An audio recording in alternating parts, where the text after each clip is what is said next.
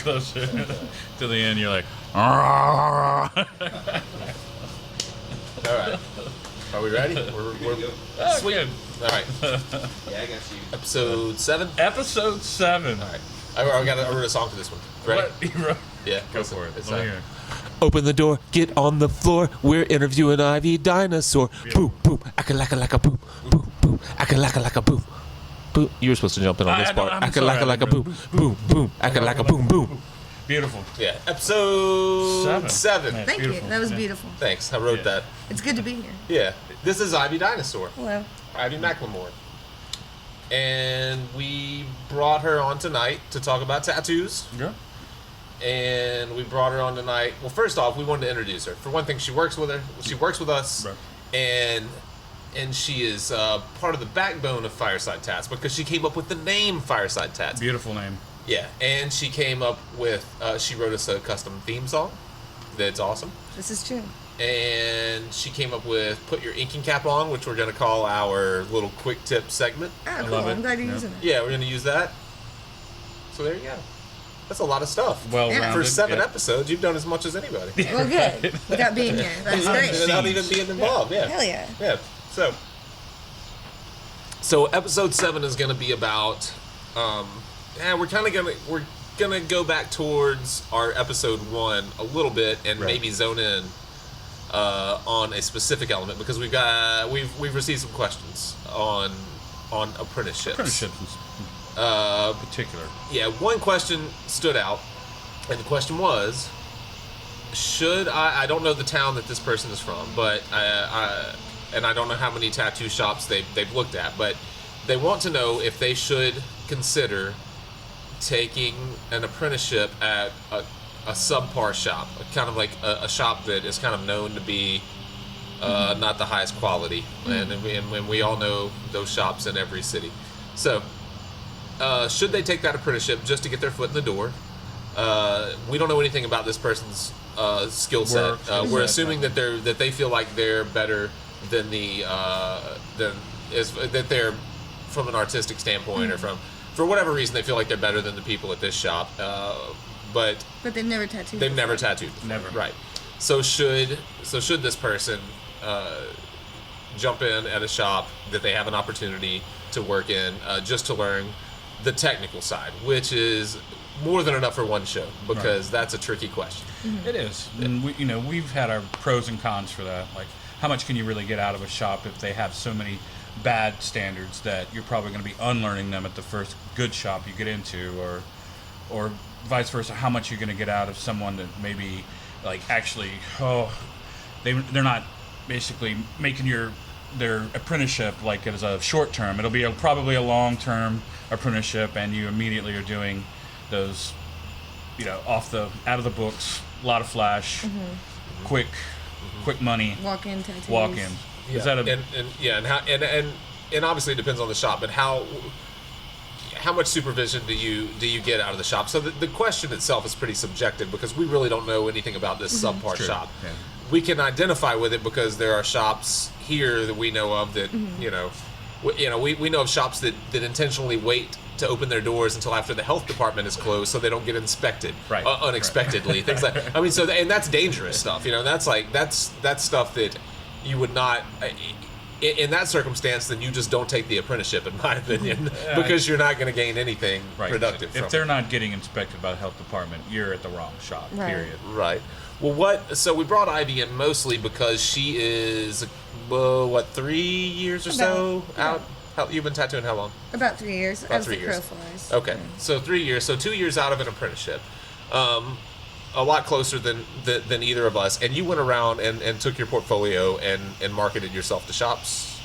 Basically, yeah. I mean, I could have hit more, but there were only a couple shops in Memphis kind of because of that kind of subpar stereotype that I actually went to.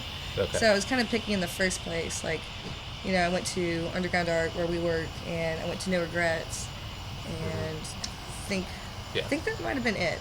Yeah. I was also walking, so. It makes it tougher. Yeah. Well, so that was a prerequisite for you then. Like you didn't consider going. We're not going to name the shops that we're talking about. I don't really have any particular shop in mind. I just know the type of shop, so Right, I'm not right. trying to talk bad about any one Memphis shop. But a prerequisite was you wanted to make sure that you were going to a reputable shop. Yeah. Would you have 'cause- considered not going to a reputable shop? Well, I would have, honestly, also, but maybe not knowing what I know now. It kind of would have depended on the subpar shop and like why it was subpar, like if it was a health issue or an issue where it might have been one of those things where you pay for an apprenticeship and you end up just paying and paying and paying and kind of getting fucked around and not actually learning anything, just so they have somebody to scrub tubes or do that kind of stuff. Yeah. So Yeah. if it was something like that, and also like I was pretty young at the time and the first time I went and applied, I hadn't even gone to school yet. So I was kind of like wary of getting fucked over. Yeah. So I think as long as you have certain things in mind, like, I would probably have started at a subpar shop, but there would still have been prerequisites for what I would have let slide. Yeah, I'm sure. Like once you pick it up after a couple months and stuff, I'm sure you can see behind the curtain, Right. And maybe see what what doesn't fly and what does, and hopefully, like you said, it's kind of hard to know when you haven't had any like foot in the door or anything like that, where you really do start at on that ladder.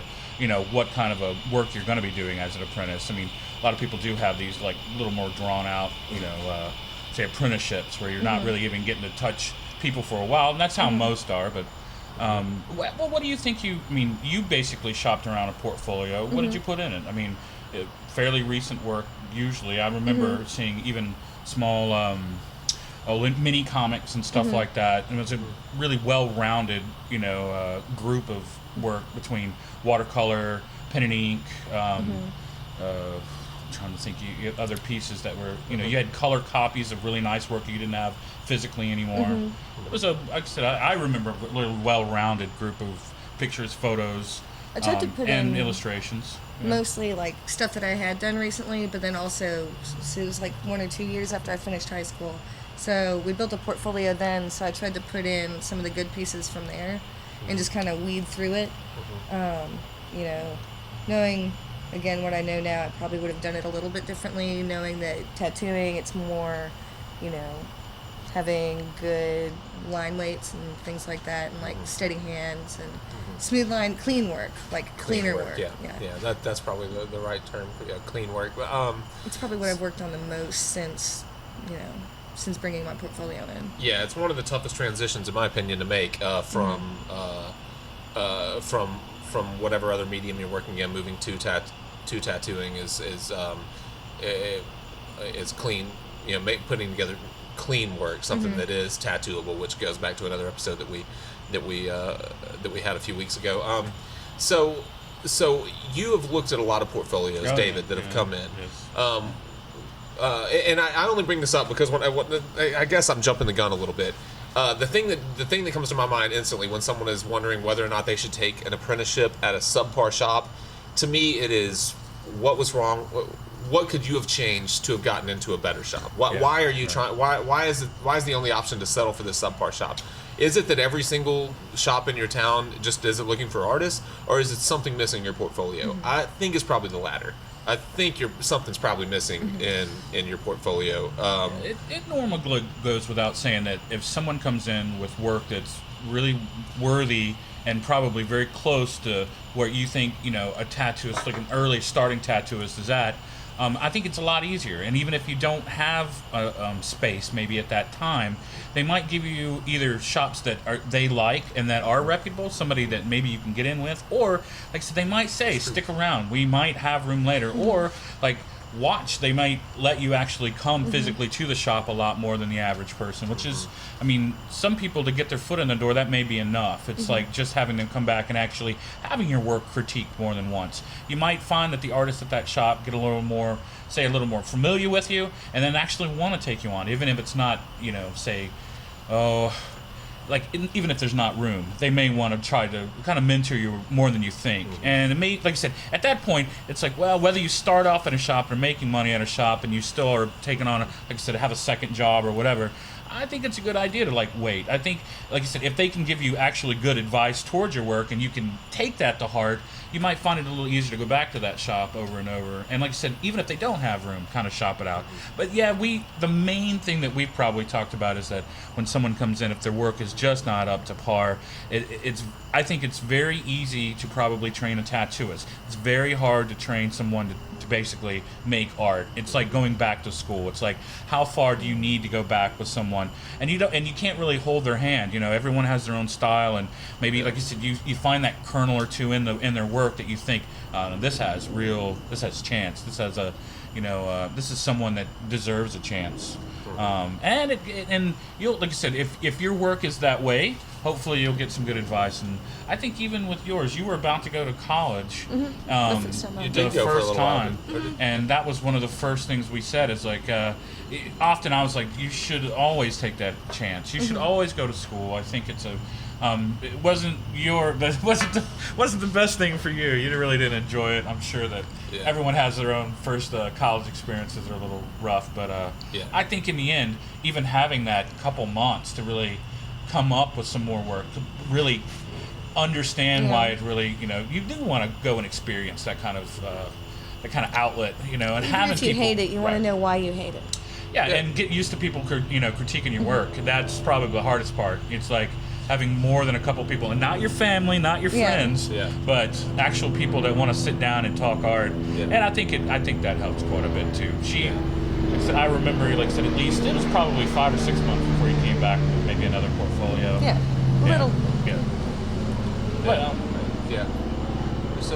So you, David, having looked at so many portfolios and considered apprentices over the years, you're mainly looking for just a basic understanding of drawing, of composition, of light and dark, of like how of making something believable in a nice space. concise drawings, a good variation in line weights, someone that can use, like, say, pencil to pen to, say, even marker, or, like I said, so you want to see a mix. You I want like to see a range of mix, and only because I think a lot of times, especially with the way we work, we do a lot of, like, say, line weight variations. I like to see a large range of sizes too, because if someone's very facile at 2x2, hopefully when their pieces get up to a little bigger, say 8.5 by 11, they're just as tight, and they haven't, say, how to move your, say, overall theme into a larger space and still work with it. I think it's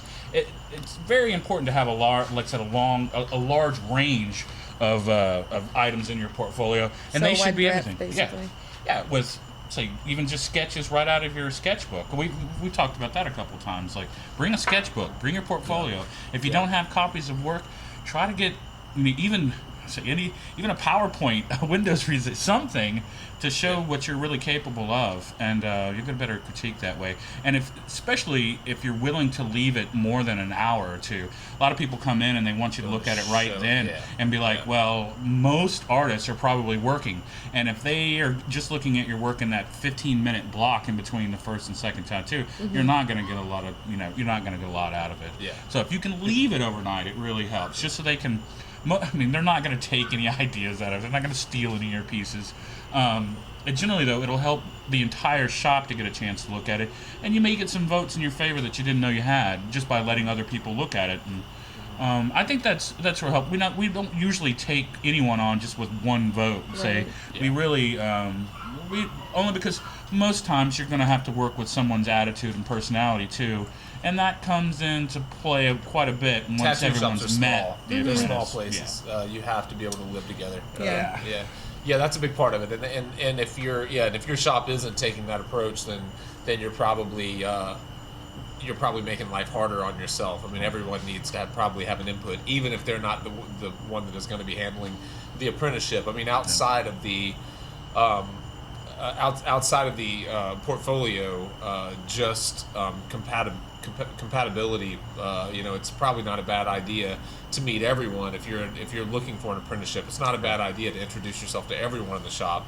Let them know what you're trying to do. You're going to find someone that's close to your style, probably, or someone that thinks that you've got that little kernel Yeah. that's worth really cultivating. People forget that it's a business like anything else. You get into the business of art, and all of a sudden it's less of a business in a lot of people's mindset. But it's just not true. I mean, at the end of the day, you have to keep the doors open to the shop, and the best way, if you're someone trying to get a job, you should treat it like a job interview any place else. You shouldn't wander in looking like a complete slouch with a handful of pieces for people to look at that you want to take with you. You should take a bath. Act like a professional. Introduce yourself like a professional.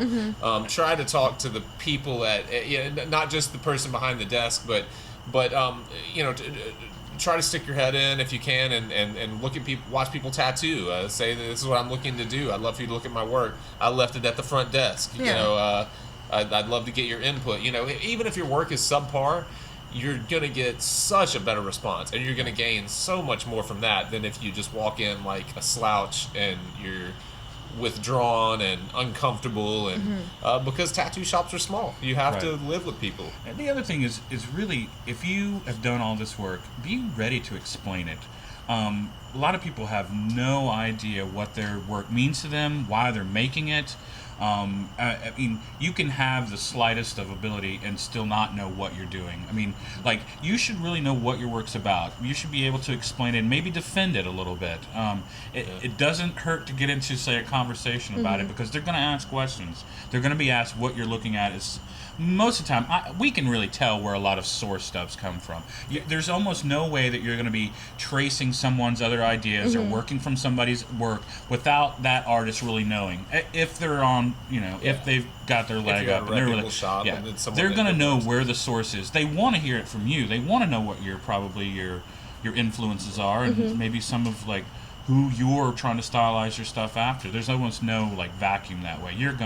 They're gonna know where it's coming from one way or another, whether it be anime or manga, whether it be comics, or whether it be or some like other other art tattooers. form. That's probably the easiest to see what they're drawing from. But we often find that people come in with it's like, if you've got an inventive style, your own work, and you're making a lot of it, it's probably behoove you to go ahead and keep it all. Make sure that the artists, when they see it, and especially in a portfolio, that you see like every bit of what you're capable of in your portfolio. Right. If you're not, then you're just kind of you're not doing yourself any justice. It should run the gamut of what you do. That's a good point. So you have a unique perspective on this, or you should, I think, because I assume you have a pretty good idea of what was in your portfolio, and now you're 3 years in, and you see and you understand what tattooing is about, and the transitions that you've had to make. Would you change how you presented yourself looking back? And if so, what would you have done differently? I like to think I presented myself pretty well. Yeah, like your work, pretty clean. But like, as far as my work, hang on, I'm reflecting. I would have made the work cleaner, maybe, in and of itself. I can't remember which portfolio I had it in. I hope it wasn't the shitty one. Yeah. It's probably the shitty one. Yeah, don't bring the shitty portfolio. Yeah, I think it was it was the biggest one. I don't know, whatever. But I would have brought the nice portfolio, and as far as like my work itself, just looking back, making it cleaner.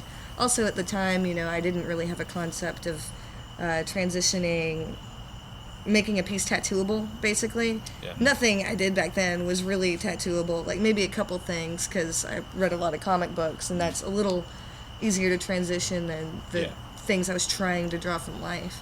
Yeah. But keeping it clean. I was in a Ralph Steadman phase, so I was like, now I can get away with things being messy, but you really can't. Yeah, not when you're trying to get a job learning to tattoo. That's and it won't help you in the end. Like, you have to show what you can actually do. Because if you end up getting put up to do something that you can't do in a tattoo, it's going to show regardless. Yeah. So. Yeah, forever. Right, forever. Yeah, that's the thing about tattoos. So presenting yourself well, and the biggest thing being, most people coming in do not know what is tattooable and what is not, unless they watched episode 4. Right. Then they know. But if they didn't watch episode 4, if they live in a cave someplace, and they don't know who hasn't heard about, of episode 4? Yeah, they don't know about Fireside Tats epic episode 4. available on YouTube and at Blockbuster Video in the podcast section. Mr. Video's closed down. No, it's not true. What are you talking about? That's got to be recent. Yeah, it's We just did a pitch for him. Oh, yeah. Yeah. So if you did miss that, you don't know what's tattooable, and the best advice or the simplest advice that we could probably give as a group here is to make sure you bring a wide range of what you do, different working in different mediums, whatever you do is stylistically, but bring the cleanest stuff that you can. A lot of real messy, sloppy, watercolory stuff or abstract work or anything like that is not going to win any points in the mind of anyone that you would want to apprentice you. Right. Again, usually untattooable. Usually it doesn't. It's not a quick blend into the world of tattooing, but I guess it depends on your teacher. That may be, if you find someone that thinks that that's an easy form for you, like so getting right into, like, say, portraiture or, like, extreme, like, Which would be Hey, it's Scott, probably impossible. Yeah. Should that come? Are levels even? Yeah. Okay, I'm just curious because that was so low. Should we bump that one up at all or no? I'm just staring at it. Don't stare at it. Okay. It's all right. I'm just curious. That's because I'm the one that has to edit No, but- all this stuff. well, I'm trying to, like, I'm just bump saying. volumes back and forth. Okay. Yeah. So clean work. Present yourself well. Treat it like a job interview. Don't treat it like you're dropping off artwork or like you're too cool for whatever. Just be nice to everybody in that building, because if you get the job, you'll probably be seeing whoever's in there again. Yeah. Over and over. All the time. Yeah. In a really tight space. Yeah, the clients included, hopefully. Yeah. And one thing we didn't really talk about is maybe actually getting tattooed at the shop that you Yeah. want to get work at. Great point. I mean, it's a- ideally, you right.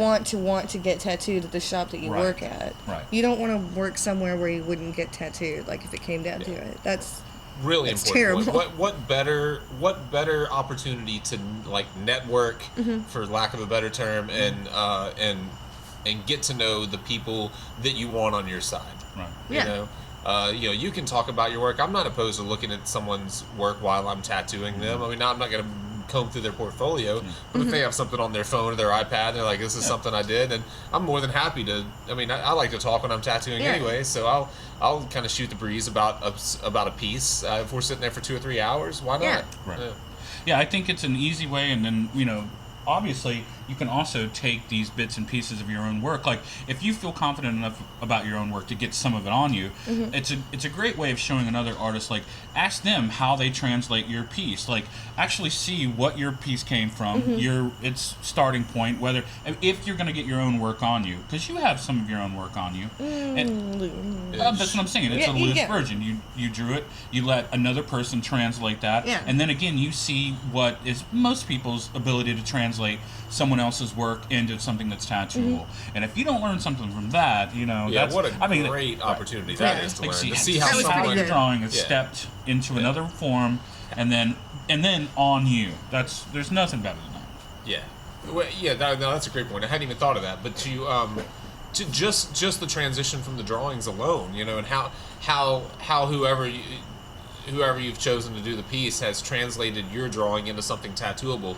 If it's a reputable artist, there's no better learning tool than to see how someone made your drawing something they could put on your body that would last. This is a the lifetime. possibilities. This is what you can do. Yeah. And it may take you 10, 12 years to get to that point. It may take you 5 or 6 years to get to that point. But at least you have a starting point. At least you can see where your work was at and then what it could be. Yeah. I think it's a good... Let's go into... Ivy had an opportunity that neither of us really had. I know a little bit about how you started. I know how I started. And Ivy came into a shop, not to toot our own horn, but a pretty solid shop. I mean, everyone in there can draw and tattoo. It's really hard to argue that point, I think. And what did? Well, how did you start tattooing, David? Oh, I had opportunities on Friends, like everyone. I was seeing a lot of my drawings on Friends. I ran with an older crowd, and they were getting tattooed before I was even able to get tattooed. And so they would, look, draw me this, or draw me that, draw me this, like spider with an eyeball or scorpion with a huge head or whatever. Yeah. And so you try to do these translations. You try to draw these things, and you're like, wow, this would be great. I'd love to see my work on other people. And then I saw it coming back and be like, oh, what the hell is going on? Like, Look nothing like your work? Nothing like it. And I didn't really understand it at the time. And so I think I was driven to that, like, well, I could do that. You know, like, I could screw that up enough to not make it look like my work, you know? So I think that's what got me into it in the beginning. And then, of course, there were no shops. I mean, you had to be literally related to the artists that were at a shop, or you had to be in the same biker club. It was a and that different was world. about it. Right. I mean, there were, and actually anyone that even came close, like in their own, like artistic, like trying to be that early scratcher and stuff, you often got really bad advice from other artists. They basically would almost like sabotage your work, whether it be with inks or telling you wrong things to do, or telling you, like I said, horrible suppliers, or selling you stuff that was just not up to par. Yep. And so I did a lot of work on my own until I found other artists that were in the community that would say give up their secrets. And so for the first like 2.5 years, I worked a lot on my own. I worked on friends, and I tried to develop some of my own just by reading books. I say looking at magazines and trying to understand a lot. I mean, I wrote other artists. I wrote manufacturers to try to get stuff like, what do you think is the best for what I'm doing, and got really good feedback. I think more than I said for, like, say, the artists that used to be here in Memphis. Yeah. And so I think that's probably how when I first got into starting a shop, it was on the ground floor. Like, we started trying to basically make it a custom shop, but often you had to have some flash. You had to have some, for that kind of, for that environment, that kind of culture back then, The you time had to period have you're it. in. Yeah. And so over the years, though, you get people that are really interested in your work and what you're drawing on the side. And like I said, just pinning them up behind you, or keeping a portfolio with work that you're doing on the side. Now it's pretty easy with like Facebook and Instagram and things like that to post up things that you've drawn. Right, that you're working on. What's in your head now? What's fresh? And you'll get a lot more response that way. You're I right, have that's to a good admit it. point. There's It's like easy there to was build a nothing like clientele. that. You Yeah. couldn't. You were in a bubble, a little bit of a bubble. Yeah. But I think that's probably why I love like having like not only just guest artists at our shop and stuff, but making sure that apprentices and other artists that come through are really getting an education. I mean, somewhat of an education. Yeah. There's no reason to hide. There is no wizard behind the curtain. There should be an open atmosphere for art. I mean, you're trying to propagate and trying to keep this kind of profession alive and really in the minds of people, and keep it fresh and keep it so that there's no extent. You're not getting in a backward shop. Hopefully, people just don't go to that $20 shop anymore. That here, let me just get that name or get that thing on. You'll actually think about your work a little bit more. I mean, I think there is a place for some of it, but it's the cutthroat, cut rate, shitty shops that we really try to avoid. Actually, and that's one thing that I when I first started the shop, there was such a bad shop here in Memphis that I put it in my head. It's like, I'm gonna close that shop. I'm gonna close that fucking shop if it's the last thing I do. And sure enough, they're closed now. Which is it took years and years and Now you years, got another shop but to years talk of about. bad work at a shop where everyone thought that they were just the cat's meow. Yeah. And basically getting screwed. Yeah. That is a real incentive too, just to look around and see who's making it worse for people. Especially in our profession, where there's already a bias, that you really can get. Sometimes you can't get out of. And in that way, we started in a similar way, because although I first gained an interest in tattooing because I got a tattoo from an artist that just wasn't up to par. And I got a tattoo from a 20-plus year artist. They said they've been tattooing for 20, 25 years, and it all scabbed up and fell out. And they looking back at it now, I know they really just didn't have any real understanding of what they were doing. It was a biker, and he had done a lot of biker-style tattoos, and I put him in a position that he had to fill large fields of color or something completely out of his element, and he just probably fucked with rounds. Yeah, with rounds, no doubt, and he just fucked it all up. And so that first piques my interest. I did actually track down an apprenticeship, and I found an apprenticeship at the exact same shop that our question asker is looking. It was really a subpar shop. It was a shop that did not have really didn't have anything positive for me to take from it. Now, I had no idea how to set up a tattoo machine or set up a station. I kind of learned that just because I saw them in passing do that. My job, I felt like, was just taking the flash on the walls and customizing it, tweaking it slightly to make it suit whoever, which put me in an entirely different room from everyone that was tattooing, because I was meeting with the customer and doing the line drawing and making the little change, changing the name to whatever, or putting a name in the banner or whatever it was, and then sticking it up on a wall. I was the stencil maker, sticking it up on the wall so that the next artist could grab it and take it. That I never got to watch anyone tattoo. I was never part of it, and when I finally did, I was the wiper for a little while, where you just like wipe the tattoo for the person, and I did just like you. I was like, well, I was working a day job. Right. I found a used autoclave, which is more than most scratchers at home do, but I did find a used autoclave. Yeah. I bought it. I found a supplier that would sell to a non-professional, which wasn't very hard to do at all, and I ordered out of their catalog. For all you guys out there. Yeah, thank you, National Tattoo Supply, for selling to me when I was Selling to the public since selling to the public since 1975.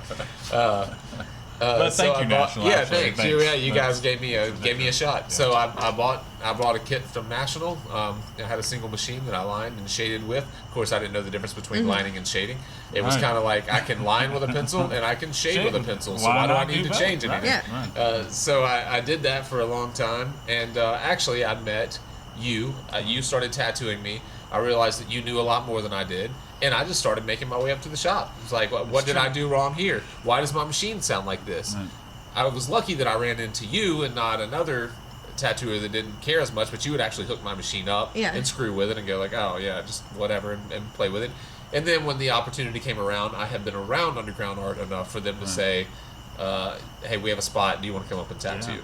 And so it was kind of an unofficial. That was like a full year or something like that. I think it was a while. It was, I don't know how long it was, but it was a while between the time that we started, but you started helping me out, and I actually got a spot at the shop, and kind of served an unofficial apprenticeship, I guess, because I already had my license and I already been through an apprenticeship and all that stuff, but I really did not know what I was doing. Contrast that with you coming into a shop and really being scrutinized from the very start. Yeah. And how much faster you progressed, and every other apprentice that's come through underground art that I've seen has progressed compared to me. I'm looking at work that Ivy does today, or that Ivy did 8 months into her apprenticeship, that I was doing at the 2 or 3 year mark, because I just didn't understand the mechanics of it, and I didn't have someone helping me to translate what I did know about drawing to tattoos. I was so intimidated by the technical side of it that often I would forget the artistic side of it. You know, I would start shading from the wrong side just out of like frustration, just because I wasn't paying attention to the art. I was just so concerned with getting ink and skin that I wasn't even thinking about what the piece looked like at that point. I was too scared. So I think when you set yourself up for an apprenticeship that you think on the front end may go nowhere. If you have, if you know just by reputation this is a subpar shop, if you've seen tattoos come out of this shop that you would not have on your body, my advice would be to keep looking. Run. Right. Work on your portfolio. Yeah. Make friends with a good tattooer. Just remember, you Tattooers have are time. nice. Make That's a what we friend. talked about too. You have time. There's no, if you didn't get it on the first try, just like I say, work your way back into the shop, but do better work. Try to ask them what they really want to see, and then do it. It sounds crazy, but it really will work out in the end. And like I said, they may just grow a little more attached to you than you think, and it's not going to be on the first try sometimes. Often shops are probably running at max. You know, there is a high turnover, and we talked about that too, but it's not once a year. It's usually every 3 years, 5 years, and so there aren't often just spots that just open up. It's like just keep hanging in there and keep, like I said, It's make not your the same. presence known and Keep like I said, loitering and keep asking questions. Yeah, it's not the end of it's not filling out the job application like you would at Kroger. It really is of building relationships, continuing to work on your portfolio, and working your way into the spot that you want to be instead of settling for a spot. Where are we on time? 45. Okay, let's take a quick break. Cool. Sure. Grab a Then bite. We'll finish it up. finish it. Sweet. Wrap it up. It's good. Hey. Welcome back. Welcome back. Take a little break. We took a break. Yep. I got a Bell's Two-Hearted Ale, courtesy of my good friend Scott Doney, who went to St. Louis, Missouri, and picked up Two-Hearted Ales. You Yep. can't buy those in Memphis. Thank you, St. Louis. Thank you, St. Louis. Or thank you. Thank you, Bell's Brewery. Where are they from? They're not from that. They're from South Carolina or something like that. Oh, Michigan. Okay, I don't know why I thought that. Because I buy it in Atlanta, and I always think it's from someplace in the South. Speaking of beer, let's swing over and check out my brew sculpture. Man, feast your eyes on that. I bad love boy. the word brew sculpture. Thank you. It's Put your wiener back in your pants. Right. You can't handle this. It's just That's stainless steel. What? Fool. All right, let's get back to tattoos. Okay, so we had decided during the break that we're going to wrap this up in the next 15 or 20 minutes. I understand you guys are bummed, and we are too. Yeah, it's been a good one. Yeah, it's been So a good far, one. so The good. Monday Night Football is coming on. We have beers to drink and sausages to eat. Yeah. So, let's talk to Ivy. Ivy, Hey guys. how you doing? What? Well, I'm going to let David question. He had the best questions. Well, I don't But know you if I had take the over. best questions. I just like especially in this last, like, say, 2 or 3. I think that at the 3-year mark, people start to do larger, especially the starting tattooists. All of a sudden, get to do bigger pieces. They start thinking on a bigger level. And I'd just like to know if you've found anything that, like I said, things that have gotten harder for you, things that have gotten easier for you in the last, say, 3 years, especially since you've been tattooing now for a little while. You've gotten, I think you're a lot more confident about your work. You have, I say, a good clientele now that you can probably do anything you want on them to a certain extent. What do you think you're getting out of it? What have you found that you've probably learned the most or learned the least? I'm interested in those. Yeah, and this is a good time because you are making a transition that I've noticed no more than I'm at the shop and see you. I've seen you take on some really large projects recently, and I know that's a new thing for you. And surely you're struggling with some things, excited about doing bigger stuff, excited about doing more custom stuff, which you kind of started out. Stylistically, you had a very recognizable way that you worked right from the very start. So you get. It's not that you're finally getting to do your style of work because you've done that pretty much all along. It's But mostly just like the size. the size has really changed. And also, obviously, when I first started, there were certain areas that I couldn't tattoo that I kind of can now. Like, I still don't do, necks or, like, hands or faces, obviously. But, like, I didn't start off doing, like, big things, like, on people's ribs or, like, areas that were kind of weird to tattoo that were very, maybe, like, had to do more with the medium of skin as opposed to actually just the drawing itself. Learning about skin is really important. Yeah. I think that going back to having a good breadth in your portfolio, like since skin is such a weird thing to work with in itself, it's probably good to have a breadth in your portfolio that just shows that, like, even if you're not great at everything you're trying, like, you're willing to do that. Yeah, get out of your comfort zones, working down with the mediums. Yeah. Skin is a hard medium to learn and hard medium to master without actually tattooing those areas. And then again, everybody's skin's kind of different too, so it's like, well, that's the truth. it's fun though. Yeah, in my opinion, there really fun. probably is no more difficult medium to learn or to master than skin. When you're talking about whatever canvas or graffiti on bricks or whatever you're working on, I cannot imagine that you deal with a wider variety of issues than you do putting ink in the skin. It's got to be the most difficult medium of all artistic mediums to work with, I think. Because skin only comes on humans, and And it comes on humans. That's a good point. they're tricky. Yeah. It comes on other animals, though. But humans are the ones that pay you money. Well, what do you think you've learned from that? Like I said, how did you make the transition from tattooing smaller pieces to larger pieces? What gave you that kind of, not just incentive, not just people doing it, but what do you think you learned out of it? What recently have you learned out of it? I mean, what have you picked out of it that you think you're learning? Well, along the way, it was like, Hopefully learning first of still. all, definitely learning what was tattooable on a person as opposed to what's on paper, and then at what size you can do certain things, because depending on the size and the placement, you can get away with certain things easier than others. Trying trying to think what else.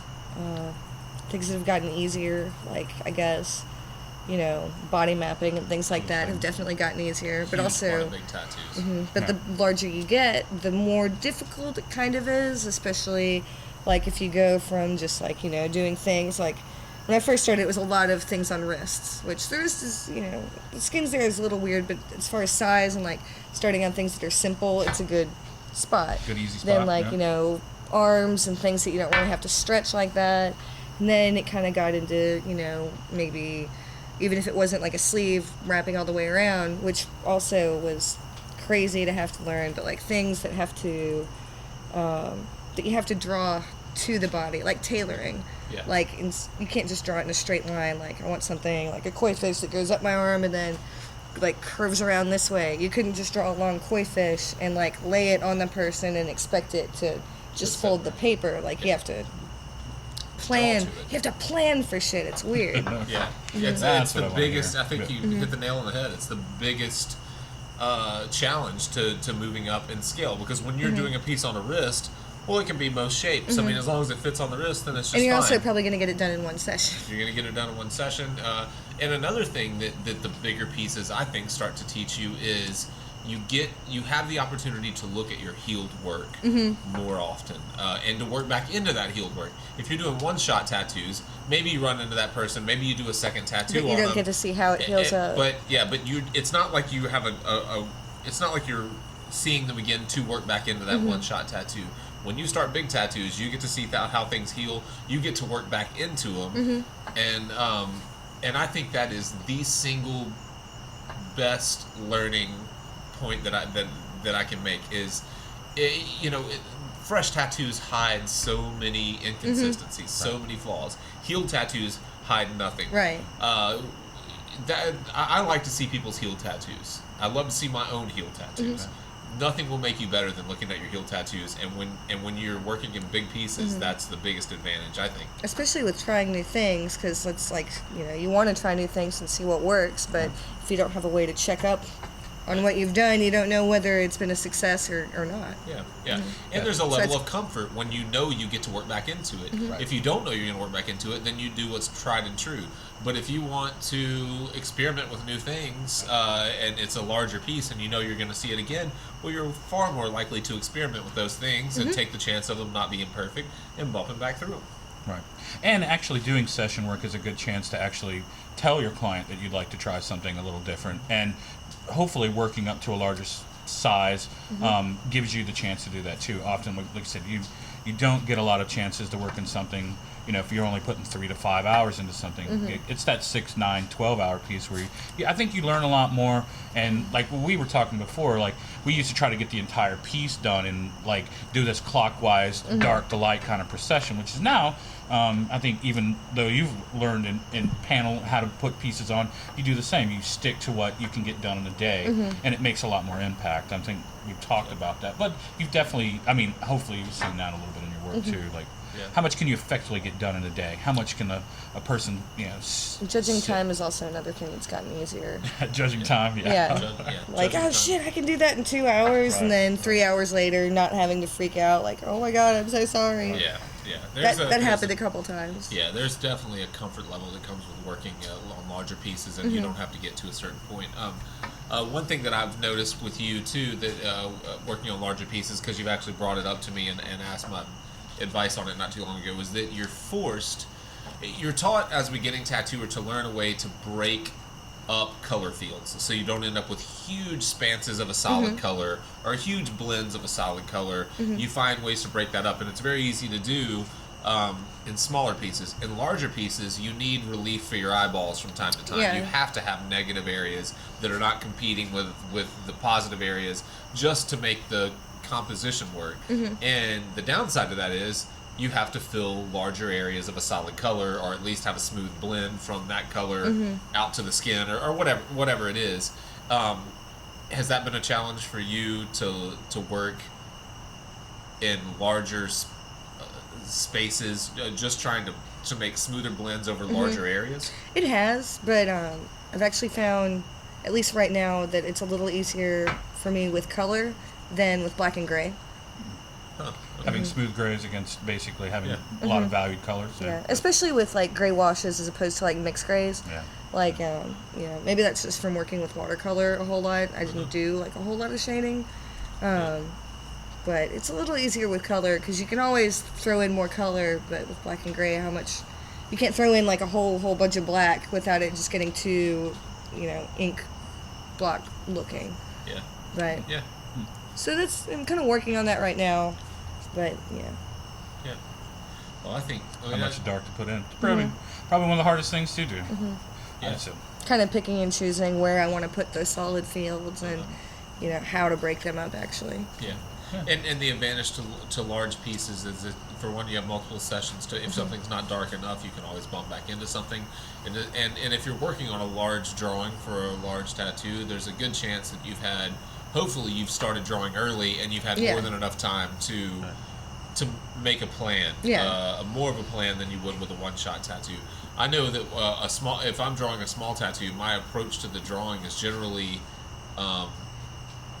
quicker. It's more line based because I don't really have to think about light and dark over a huge span. It's usually decisions that I can kind of make on the fly. So I just work out my shapes. I know that I can make that work, and then I line, shade, and color it accordingly. And on larger pieces, I approach from a general to specific kind of. I take a general to specific approach because I'll decide where my darks are, my lights are. I'll thinking more about the shape of the body. I'm working with the side of my pencil. I'm laying large shapes in. I'm blocking out masses instead of drawing lines. I approach it completely differently, and I do that because I need more of a plan on a big piece than I do on a small piece. Yeah. I'd like to probably know what do you think about like now that you've had to work with people for a long time. Like you were in a profession before that you're customer service one way or another, but now when you're having to deal one-on-one with people, have you learned any tricks of the trade that way? Like what have you basically like how do you deal with people now when they come in and you have to make sure you're professional to them and still like acquiesce certain designs or certain things like that. What have you learned about people? That's what I want to know. You can kind of sort of customize yourself to the person, which helps a lot. Yeah. Like, just trying to be empathetic, because sometimes people are going to ask you things that you really just can't do. But knowing that, just keeping in mind that they don't know, they don't do tattoos, so it's not their fault. But just trying to explain things in a way that are like colloquial and that makes sense, but are also not like, oh, your design sucks. Like that's not why we have to change certain things. Like just trying to explain stuff, and then also when to just shut up. Yeah, I think that's well said. I think like customizing your attitude, taking an approach that works with their personality type. Because people come in and they're completely dependent on you to make all their decisions. Yeah. And people come in, then they know exactly what they want, and you can't do it. Some people are really, really great at getting tattooed and have been doing it a long time. Some people really have been doing it a long time and really suck at it. Yeah. And some people, it's their first time and they're just awesome. And sometimes they're not. Yeah, a lot of times they're not. Yeah, that was a great question, because that is one of the. That's something that just takes time. You just have to deal with people over and over. No one that teaches you to tattoo is going to be able to teach you how to deal with people. You just have to learn how you react and how to tailor that, like you said, to other people's personalities, and make sure that you get business out of it. Find a way to be their friend, and if you can't, then you can't. But you can at least make it bearable for everybody, or at least try. What I've noticed is you've gotten into the ability to basically give choices. Like you said, you're not just shooting down their ideas one way or another. You give them choices in how you can approach options, it. It's an important part of it, just to make sure that they are part of the tattoo process. That they're not just getting something that you're putting on them for one reason or another. That they feel like they're part of it. It's still their tattoo. Yeah, it is, and they want to live with it. And they want. We've both worked with people that took the approach of, I can't really do that. Right. It's true. And it's left at that. Be like, nope, come in with a different and a completely new idea. Else. That's not that's all I'm offering. And and those are the people that sit in the back room and don't do tattoos. You have to be able to say, I can't really do that because of this. Yeah, Here's it won't what I be could there do in a different- year, right. or Here's what I could do differently. I could do this, and it would look cleaner for longer, and it would still get your idea across. And yeah, that's a good point. So let's run through. I know we're way over on time. We have to be, and we got a little bit off topic, but I think we still got some pretty good information out of this. We got some good ideas out of Ivy. She's fresher out of an apprenticeship than either of us, and she brought some good points up. So let's answer this person's question. Should they take, in 50 words or less, should they take this apprenticeship at a subpar shop? If not, why not? I think it's a horrible idea. Personally, I think that it's always good to get your foot in the door, but often you are going to learn some of the worst things about tattooing that way, and you might get more frustrated than you think. Like we talked about before, there is a high turnover in tattooing. If you work more than 3 to 5 years, you're doing great. If you're still tattooing after 5 years and you're still got a heart and a passion for it, you could probably go a lot longer. But there are a lot of people that get into it for the wrong reasons and get into it probably in the wrong way, and I think it could be more of a detriment than a help. I think, again, if you've got a couple shops on your list, you should shop yourself to them, and you should make yourself available. Even if you have a job, like, ask if there's anything you could do. If it's scrubbing tubes, scrubbing the front, washing windows, whatever it takes to get your head in the door, and so that they see more of your work. And then, like I said, make yourself, like, at least with the artists that are there, give them some work so that they can give you some good ideas. It may not be that first year. You may have to wait 6 months to a year. You might have to wait longer than that. But in the end, if you get in with a shop you really want, I think it's probably in your best advantage. Getting in just on the ground floor with a shop that you may have more problems, or, like I said, may have more health hazards or risks happening in your early career that could really be a detriment to it. There can be I think it could be a really bad way to start. But how bad it could really, it's like how bad will you let it get, you know? Yeah. That was like 200 words. He didn't No, say anything 50, I said. What do you, that was 50. That was not 50 words. Go back and count. All right, Ivy, go. Good idea or a bad idea?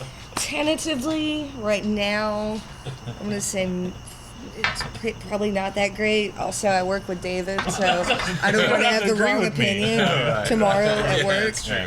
That's a good point. But do not also, have to like, agree if you with take it at the not as good shop, like, you know, I've had friends that worked at, like, subpar shops, and they, you know, at one point we were having a conversation, they were like, they told me, like, I can't remember what it was specifically, but it was like 3 things, and we were both like, that's like the exact opposite of how you're supposed to tattoo. Like, what the fuck? So if it's like super competitive, like, you don't want to work with people who are just like trying to fuck you over, like, and get your clientele. Like, you don't want to be in competition with the people you're working with. You want to work with the people you're working with. That's a good point. And also, you know, if you do some of those tattoos in those ways that they tell you might be the wrong way, or you just don't know what you're doing, regardless, do you really want to put some messed up tattoos on somebody, and then if you get a job at another place, having them come in and having to cover up, like, your own stuff? That would suck. Yeah, tattoos follow you. Yeah. They sure will. I mean, They follow somebody. No one forgets your name when you tattoo them. Who did your tattoo? Oh, that was Jake at Underground Art in 1998 Yep. or whatever. Panama City Beach. Panama City Beach. That's when Underground Art did their first trip to Spring Panama break. City Beach. I'd love to be different. I'd love to be contrary, but I won't. I think it's a terrible idea. I think that the first thing you should look at is yourself. Why are you having a hard time getting your foot in the door at a more reputable shop? If it is simply that they don't have space for you and your work is up to par, and people are telling you, keep hanging out. There's plenty there's plenty of, you have plenty to learn, and if you're around good artists, for one thing, you're around like-minded people, right? I mean, tattooers are kind of, I hate to say we're all alike, but we respect the medium, we respect art, we understand the challenges associated with tattooing, and when you're around someone that's passionate about tattooing, whether they do it or not, whether they're good at it, or whether they've ever done a tattoo, whether they're a bad tattooer trying to get better. If you sense that they're a hard worker and they're putting in effort, you're going to be drawn to them. You know, I mean, if you're an accomplished tattooer, you're going to be drawn to them. You're going to want to make them better. If not, then you probably should find another job. If you're an accomplished tattooer that just wants to shoot down everyone that comes into your shop, then find something else to do. Then you're not that good of a tattooer because you're not in it for the right reasons. But I would say that there are very few circumstances that you should get in at a bad shop. If you're in Podunk, Arkansas, and there's one shop and nobody can draw. Yeah, maybe go in and just be king of the shop. But yeah, go in and just knock it out of the park. Only if it's an emergency. Right. So, yeah, I wish I wish I had a different opinion, but I agree. I think it's a bad idea 9 times out of 10. But good luck. Keep working. I mean, just keep working. Keep drawing. Work on your portfolio. Look at other tattooers. See what they're doing. See what works. We're in an age that neither David or I had the luxury of growing up in and tattooing. It's so much easier to be a good tattooer today than it was in 1990, whatever. Right. And so keep busting ass, man, and just make friends. Shake hands, make friends, and Keep making art. and keep making art. That's it. So Keep drawing. Draw every day. episode 7 is in the books. Biatch! Yay! I appreciate helped. it. And thank you to Ivy Dinosaur for Oh, helping. and SVU. And SVU currently, for yeah. writing our song. Right, beautiful. And for my brew sculpture for just looking badass right next to us. Just shoot over to that one more Just time. one more. And we're going to drink some more beers and watch Sausage some Monday party. Night Football and eat some sausages. Yeah. Thanks for listening. Sausage party. Woo! Thanks, guys. Episode 8 will be around real soon. Good job. Thanks. Hey, man. look.